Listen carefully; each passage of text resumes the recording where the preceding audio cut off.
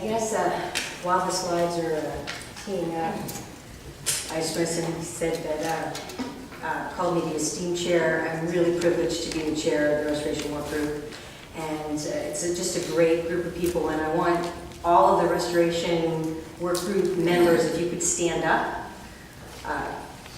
You need to be basically, a lot of you are going to be coming down to the panel, but we've got, I thought there would be more of you in this room. but when, most of you are going to talk. I think you're all on the agenda somewhere. And today, our goal is to relay what the Restoration Work Group has done and where we're going to be moving forward with restoring the harbor. And we actually tried to schedule this meeting several times because our charter is to have these types of meetings as an annual event. And I know that we had scheduled one before Sandy hit, we scheduled one during sequestration, and now third time's a charm. So we've got, it's a really great turnout, and thank you all for coming. But what I'm going to do, since we started late, and Rob took up almost 15 minutes of my spot, I'm going to try to do this a little bit quicker, and basically take you through the changes that have occurred in the Comprehensive Restoration Plan, and I have to also thank HDR, and Jennifer Curran has to stand up too, because this summary of the restoration plan, the full restoration plan is going to be up on the web very, very soon, but it was an amazing feat that the copies are here today. But it's a great summary of the whole plan that you can walk out with. So, did I just screw that up? Going the wrong way here. Okay, everyone has seen this. I added this slide last minute because I thought, okay, the three rings, achieving a world-class harbor estuary. We've seen this a lot where in the past restoration has been balanced. Primarily, our messaging was also with economic development and navigation. And that third ring on the bottom, safety and security, sea level rise, addressing hurricanes, and it's never been, more of a shift in where our focus has been since Sandy hit, and where it's been much more critical for environmental restoration, ecosystem restoration to occur as it addresses that lower ring of climate change and sea level rise, and just as storms are coming to prepare ourselves. And so, just to refresh everyone's memory, I mean, everybody realizes that the restoration plan is still that consensus vision that everyone has, and it's more of a consensus vision. I mean, we worked with a lot of stakeholders to prepare the first time back in March of 2009 when it was released, but there's so much outreach and so many comments that we received from so many people to make this document what it is today, and really incorporate as much information as possible. And so it will be we've always said it's a living document, and we'll have lots of updates. Periodically things change and we advance our restoration more and more. And so because this is everyone's plan, just to acknowledge, I have the old numbers of, the Port Authority, first of all, is our local sponsor on the Hudson River and Estuary feasibility study. This document was prepared, this is for that particular project. So, and of course adopted by the Harbor Estuary Program right after it was released in December of 2009. But there's so many people that were involved in the development, and especially the Restoration Work Group reviewing and getting on them for the final version. But look at the number of entities, 129 organizations now have contributed to this document. So a lot more over the course of, since it was released. Really quick background, in 1996, of course, the CCMP that really set the stage for a comprehensive regional solution, that's what this is, and with our congressional authorization allowing the Corps and the Port Authority to move forward. Lots of work groups in 2005 to 7 on the development of the target ecosystem characteristics, and the release, lots of outreach, and we had right before, I guess a little bit before Sandy hit, we had a tech revision workshop where we had agreement on all the changes of the targets that have occurred. So Sandy hits, and so much changed, and you've all lived through those changes and all the additional programs, and where restoration was trying ahead and saying, look, we need to utilize the CRIP, utilize the ecosystem restoration opportunities to make our shoreline more resilient and more green as these programs move forward. And so a lot of efforts, as we're going to see through the course of the day, talking about Rebuild by Design and New York Rising and the outcome of the SIRO report, all these types of programs. And so what we've done after that in the evolution is we've really tried to incorporate all of this information into the revised comprehensive restoration plan, since so many opportunities of implementation of our restoration is going to be through those, in addition to the actual study itself. But we are going to be releasing a document next month, so we just have to do some final QA/QC. So I just want to, not going through all this, but a lot's happened since 2009. Lots of documents, lots of plans that, you know, everyone has been working on. So you have, you know, lots and lots of plans, pre-Sandy. You have lots of task force and councils on climate change and sea level rise. And so all of these documents will be listed, you know, in the revised curriculum. We'll post this too, but, you know, just showing, and then all of the plans and the reports that have occurred since Sandy, and that really need to be integrated and coordinated and leveraged where we can. So, but one of the things I have to just note that I was so impressed going through this list, and like New York City planning, New York City Mayor's Office has been very, like, I think the busiest of, I couldn't believe the amount of documents that have been produced. So I applaud the Mayor's Office for that. Just as a reflection, everybody knows what the problems of the HRE are, what they are. And knowing that we've all been trying to turn back. Actually, it's not turning back the hands of time, but renaturing and dealing with the wetlands loss and poor water quality, contaminated sediments, and public access improvement. And so I wish there's a new Techtopia, we used to call this, in the document here, where we've added acquisition. The targets have changed. The targets, and we're going to get in, I'm not going to get into the actual changes of the objectives of the 2020 versus 2050. Some of those numbers have changed, our goals have changed based on comments, based on being told that maybe our goals were a little bit too lofty, and that we wouldn't, you know, right out of the box, not really be able to achieve that. And so, but we did make acquisition an actual target ecosystem characteristic. And so there were those 11 targets that we all know that are the drivers, which basically address the problems at hand of the harbor. And when we updated the comprehensive restoration plan, we have all new dots on the map. There were 296 to start with in the old version, and there were lots that were added, and we've evaluated them through the Hudson River Estuary feasibility study. We evaluated all the sites. So starting off with that CRIP database from the Harbor Estuary Program, 410 restoration opportunities have been evaluated. And this document now has specified that 276 are the viable restoration opportunities. And the new CRIP will have the atlas that was on a disc. It'll be actually in the document. So all of the sites will be listed.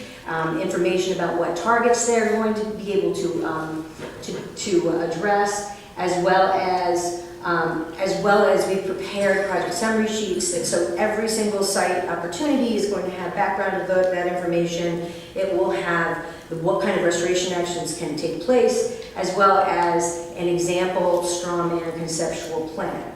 And so you say, okay, what can we build here? And so out of all of these project summary sheets, I've been having, you know, also cracking the whip on the restoration work group to review these, and they're all going to be posted on the website and by the end of this week. So we should have all the planted regions up. And we've also been going through and taking the information from the project summary sheets and populating and updating the OASIS database. The OASIS database is you know, has a lot of outdated information, so that will be fully populated, so that you'll be able to go and you'll be able to click on, you go to the OASIS database to the HEP website, and you can click on any of those dots. You can do searches and inquiries to figure out, okay, I want to know all the restoration opportunities, you know, in Jamaica Bay, or whatever watershed that you're interested in, and you're looking for a specific target. And so if you want to know what mitigation opportunities you can have, or information about each site, so that those details will pop up to that. And so also, there's the other chapters of the restoration plan dealing with the policy considerations, the planning considerations, the challenges that we have. They still exist, and we keep having the same conversations all the time in so many different forums. And so, we highlight what are those issues. Okay, the challenge with beneficial use of dredge material for restoration is always a challenge when you're talking about fill in open water. The issue of attractive nuisance, whether it's the oysters or contaminated sediments, and being able to advance that. We need to overcome, and really figure out how do we change things to make restoration and the rules that have been set up for development, how can we make it easier and to overcome and be able to implement our restoration and achieve our goals. So the implementation strategies are slightly different as well. This past year has been really challenging for the Hudson River and Estuary feasibility study. We've had a lot of changes where before you've heard a lot of, all of these restoration opportunities. Some of them will be recommended for construction, and we were seeking programmatic authority. Like the Everglades, we were going to, not have to go back to Congress every time we want to construct a site. And so what's changed is we now have been told that, our higher authority and Office of Management budget wouldn't support a programmatic authority for our region. So unfortunately, the HRE, whatever sites we can, we have to design at an adequate level so that we can then recommend it for construction. And then the rest of them would be recommended for future feasibility studies. And so we'll need to move that forward. So, that's really disappointing, and I don't want anybody to think, oh, we're never going to get authorization, because I know here, hopefully there'll be the other, the word of 2014 is going to come out, but, we need that next word to authorize the program. But in the meantime, there's lots of money floating around, and that's what everybody's been talking about. Okay, how can we implement restoration and move forward through our existing programs and through all the Sandy appropriations? But one of the things that what we're working on is fleshing out and identifying all the sites that people want to construct. And so one of the other things is, if you've got a site to construct, and I ask this a lot, if you have a site and you have money and you want to construct it, let me know, because then we're going to design it to an adequate level so we can recommend it for construction. And so we have about 40 sites that we're looking at across the harbor estuary to design at that level. And the rest, if they're within the Corps' mission, recommended for future feasibility studies. And so that will be, and then we'll need a new feasibility cost share mechanism. But there's just a couple of examples of our sites that we're looking at. We've got there was 8 sites within Jamaica Bay, the Jamaica Bay feasibility study. Whatever doesn't succeed through the Rockaway reformulation under Sandy will come back to me. We'll put it in the HRE. And Spring Creek, which is now in black here, that's going to be moved off. And things like where we can see benefits and the great opportunities, and where Steve and Manisha moved forward with the application for the Spring Creek designs that we had done, and got a hazard mitigation grant, and hopefully we'll be constructing that site, as that moves forward. But and John McLaughlin, already DEP, implemented the Patagonic Basin. But those sites were designed and moving forward. Governor's Island, great example. I love this one. It's worked with the Harbor School. They want to be a local sponsor, and that's going to be that great coalition that we have with the students, and it's going to be this great teaching venue. And that's my view, and also a great venue for a lot of oyster restoration to occur. And of course, Liberty State Park, we have to get constructed, even though it's been authorized. Meadowlands, there's more sites that are going to move forward, but then there will also be a category of more recommendation of pilots, where the oysters, we've done pilots, and Debbie's going to talk about the restoration that's occurred in the last few years, but still in more of the pilot stage, and so advance that. Living breakwaters, of course, this is this team's rendering. And so, but that's something that can be applicable anywhere that needs it. And so, okay, to end up being able to implement that. But now I guess that's going to be able to move forward. And I'm going to mention, everybody was very excited about the Rebuild by Design winners. But one before I go there, the next panel is going to talk about, okay, taking each of the targets and what's changed and what the progress has been made. And then the next two panels, of course, implementing these projects with nature-based features, as well as thinking of new innovative ways to leverage the program. So I just want to run through really quick, put these together just to highlight. I think it's so significant. We have several of our winners that are in the audience here, and knowing that a lot of companies, a lot of expertise formed each team, and looking at the dollar amounts too. I just basically took the winning proposals and the teams, so the living breakwaters that are around Staten Island, the restoration and the walls around Lower Manhattan to protect us. And these are large amounts of money, $335 million. The Meadowlands program for $150 million. Hoboken and $230 million. And so, I look at these designs and I'm like, oh crap, I think I have to modify my Hackensack Meadowlands. That's a lot of restoration in my study area that, it's changing, it always changes the story. So when you see the comprehensive restoration plan out there and you go, wow, this is outdated, it's outdated the next day. And that's been a challenge where things have changed. But, these success stories and how this is going to transform restoration and the advancement is going to be amazing. And then Nassau County, South Shore, and Hunts Point, the Bronx. Just to highlight, congratulations to the winners. I think anybody who won should stand up right now, and I know you guys have been in this celebratory mode.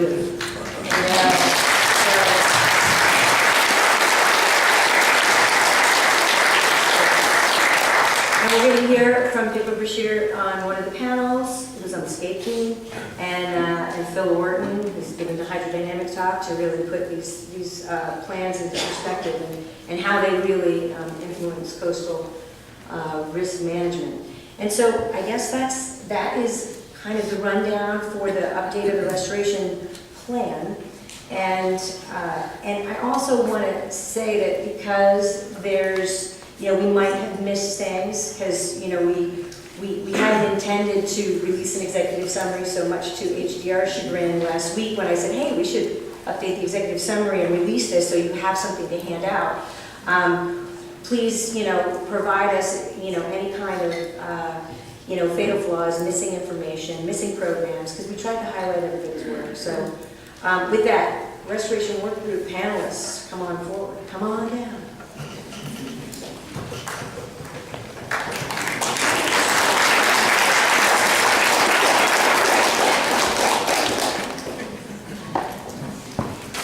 So, as they're taking their seats, I am going to just explain. We've got. I'm going to talk a little bit first about a tech that nobody else, jumped at before I turn it over to Steve. But Steve's going to talk about the wetlands and shorelines and shallows tech. John McLaughlin's going to talk about the water quality and eelgrass tech. Mark Massel, the new acquisition tech, and public access and waterbirds. And Debbie, of course, is oysters. And Mara, tributary connections and maritime forests.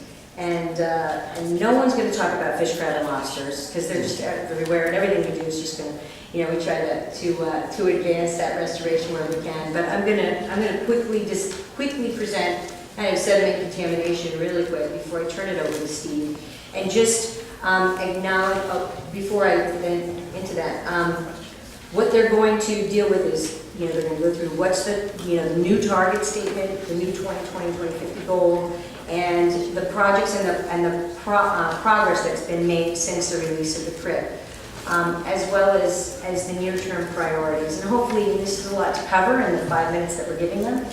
And and then, you know, any words of wisdom that they have on their particular target. And so, you know, the goal for sediment remediation, you know, whether it's capping or removal, but basically taking contamination out of the system. And sediment contamination is one of those targets that's pervasive throughout the estuary, and we really have to address it. And hopefully we don't have to address it in too many places actually on the footprint, because the Corps doesn't pay for the remedial action. So our poor local sponsor or anybody, you know, it just jacks up the price, you know, of any kind of restoration project. But, you know, every one of our restoration actions that we're talking about has a capping component will benefit the system. And so, you know, we wanted the 2020 goal is to isolate and remove 25 acres of contaminated sediments, and then every year beyond that to 2050. And so, you know, if we're successful, I mean, here's some major actions that have occurred at the biggest contaminated sites. I mean, we've got the Lower Passaic on one end and the Hudson River on the other. And, you know, we've got, with the Hudson River Phase 1 and Phase 2, that remediation is moving forward. And you know, that's very large scale. The Lower Passaic has moved forward, where we're doing a 17-mile investigation. EPA has moved on, you know, where there's been hot spots identified and cleanup, localized cleanup. And so 40,000 yards was removed right in front of the diamond alkali site. And then recently at mile 10.9 up above in Lower Passaic, one of the hottest sediments at the surface was found next to in Lyndhurst. And so that removal was very successful. And then, you know, every day the Corps is dredging the harbor and removing contaminated sediments. And so, now we don't usually use this bucket.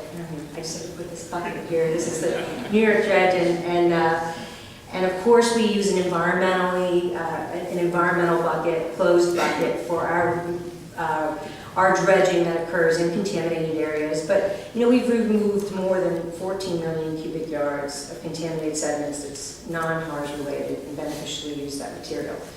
And so every day cleaning it up. And the near-term priorities, just as a highlight, everybody knows the EPA. I hope everybody knows that EPA just released the cleanup plan for the lower 8.3 miles of the Lower Passaic, and big press event in April, and it's removing 4.3 million cubic yards of material and capping. So it's the largest Superfund cleanup action in the nation, and so that's going to be an incredibly challenging effort. And the Gowanus Canal, I'm just so impressed by the timeline of the Gowanus Canal, as well as how fast the review investigation feasibility and proposed plan was achieved. And so hopefully that'll move forward. And the Newark Bay feasibility, RIFS, is moving forward with their third phase. And Newtown Creek also. Those are just some highlights. And as I said, you know, some people don't want to see restoration occur because it's a contaminated estuary. You know, we can't be paralyzed in this estuary. We need to keep moving forward and advance restoration. And so whether, you know, remedial action is going to take place, but we just can't afford to clean up the whole estuary. So we have to start a dialogue on looking at what's acceptable, you know, what can be harbor clean, and move forward and at least have that advancement of restoration.